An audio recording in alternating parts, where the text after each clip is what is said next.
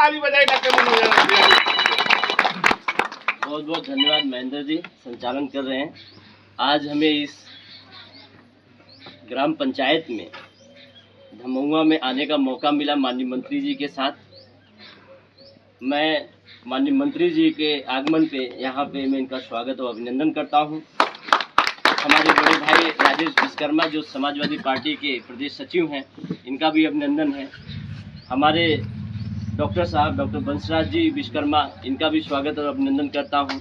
मेरे साथ चल रहे हमारे छोटे भाई संतोष यादव जी, प्रधान हैं, सरपंच भी हैं। हमारे अशोक भाई और रजनीश कुशवाहा, रमन यादव जी।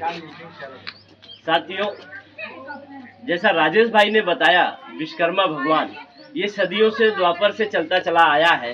जब कृष्ण भगवान जी का मकान बनाना था तो द्वारिकाधीश आप ही लोग ने बनाया है, और माननीय राष्ट्रीय अध्यक्ष जी को और नेताजी के साथ जुड़ के माननीय मंत्री जी और नेताजी को भी आगे लेके गए, और आप लोगों को अपने समाज से और राष्ट्रीय अध्यक्ष जी श्रद्धेय नेताजी के साथ जोड़कर तब से लेकर और अभी तक, जहां तक मुझे ज्ञान है, मैं कम उम्र में ही और समाजवादी पार्टी के बैनर तले राजनीति करना सीखा हूं। मैं एक छोटा सा कार्यकर्ता हूं, मगर जहां मैं विश्वकर्मा समाज में गया हूं, वहां के विश्वकर्मा समाज लोग हर व्यक्ति को समाजवादी पार्टी का सहयोग करते हैं।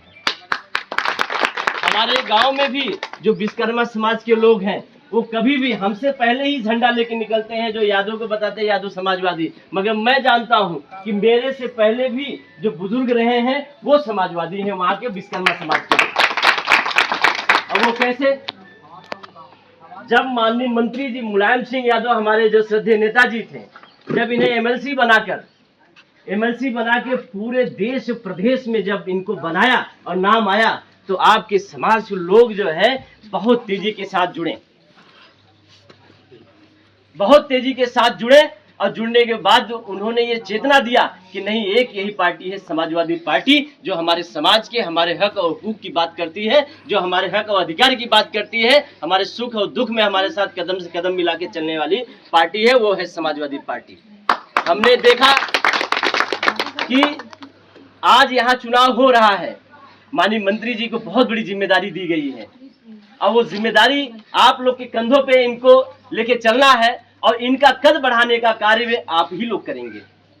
लखनऊ से डायरेक्ट इनको आपके समाज में आपके लिए भेजा गया है, और हम लोग भी इनके साथ चल के जो है आप लोगों से मुलाकात कर रहे हैं। हम लोग का भी सौभाग्य है। पर मैं माताओं से पूछना चाहता हूँ कि जब समाजवादी की गवर्नमेंट थी, क्या कभी आपने सुना था कि किसी बच्चों को नौकरी मिल रही कि नहीं मिल रही है? आज के डेट में सुन रहे हैं कि बच्चों की किसी को नौकरी नहीं मिल रही है। ये साढ़ वाला जो सिस्टम हो रहा है, क्या आपने कभी सुना था किसी सरकार में कि साढ़ पूरा खेत चल ले गया?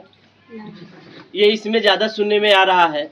आप सुनने में ये भी आता होगा कि कितना माफियागिरी और गुंडई हो रही है इसी सरकार में, शायद और किसी सरकार में सुनने को नहीं मिला होगा।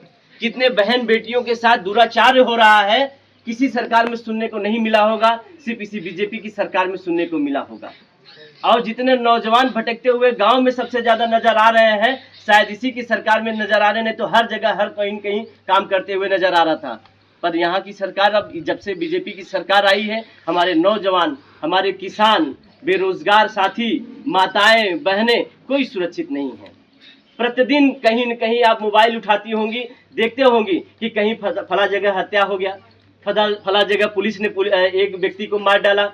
कहीं इस तरीके की घटनाएं ज्यादा समझ में आई। क्योंकि ये पीडीए के लोगों ही मारे जा रहे हैं, दूसरा कोई नहीं है। ये पीडीए पिछले जो हमारे छूटे हुए हैं, शोषित वंचित लोग, वही मार खा जा रहे हैं। क्योंकि ये सरकार सिर्फ एक लोगों के लिए सरकार है। आप देखे होंगे कांग्रेस की एक बहन है, बनारस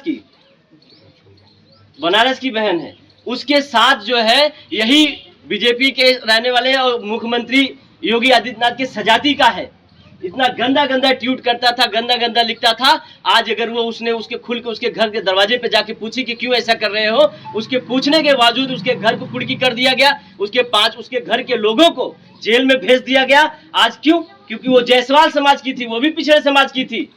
और वो कौन थे? योगी आदित्यनाथ जी के सजाती, वो ठाकुर समाज के थे। पर आज किसके साथ ये सब कुछ होता है? जब कोई बात आती है तो हमारा पिछड़ा समाज जो है इनसे जो है मार खा जाता है।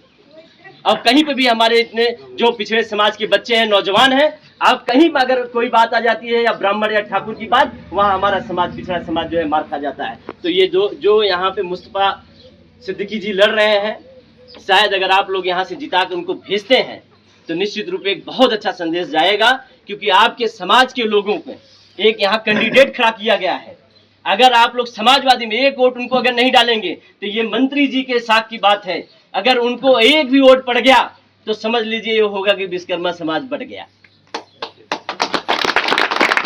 इसलिए वो निर्दल खड़े करे गए हैं। ये भाजपा की चाल है, निर्दल खड़ा करके। और क्योंकि जो प्रत्याशी लड़ रहा है, अभी महेंद्र भैया ने बताया कि उनकी माताजी सांसद रहीं, कभी किसी का हालचाल लेने नहीं आई। अब ये सांसद हो गए, ये भी कभी जो है किसी का हालचाल, माफिया टाइप का आदमी है, पैसे वाले आदमी है। इनको निर्दल खड़ा करके आपकी वोट काटने के लिए खड़ा किया गया है। इसलिए मंत्री जी की सारी बहुत बड़ी जिम्मेदारी लगाई गई है और इनके सम्मान को ऊंचा करना ये आप लोगों का कर्तव्य है। इसलिए एक भी वोट उनको नहीं पड़ना है। समाजवादी पार्टी को वोट देकर 13 तारीख को आप जो है मुस्तफा सिद्दीकी को जिताएं। मैं आप लोगों से यही अपील करने आया हूँ। बहुत बहुत धन्यवाद। सभी लोगों के जितने लोग आए हुए हैं इनका अभिनंदन करते हैं। जय हिंद, जय भारत, जय समाजवाद। धन्यवाद, बहुत बहुत धन्यवाद।